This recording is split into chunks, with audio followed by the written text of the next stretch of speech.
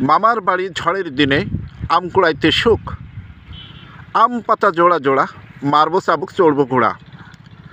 এখন কিন্তু মামার বাড়ি গেলেও আপনি কিংবা আমি কেউ দেখতে পাবো কি না জানি না বড় আম গাছ, যেখান থেকে ঝড়ের দিনে আপনিও কুড়াইতে পারবেন আম।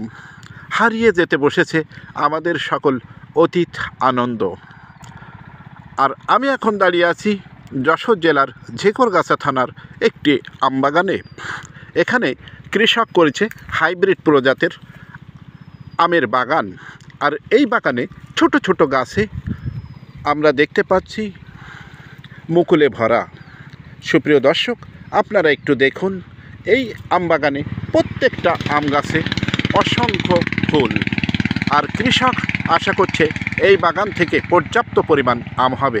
আপনার এলাকায় আম গাছে কী পরিমাণ আমের মুকুল হয়েছে অবশ্যই কমেন্টস করে জানাবেন। এবং আপনি কি আম খেতে ভালোবাসেন, অর্থাৎ আপনার পছন্দের ফল কোনটি, এটি অবশ্যই জানাবেন। দেশে এবং বিদেশে যে যেখান থেকে আমার এই ভিডিওটি দেখছেন সবাইকে জানাই দিগদর্শন টিভির পক্ষ থেকে আন্তরিক শুভেচ্ছা ও অভিনন্দন।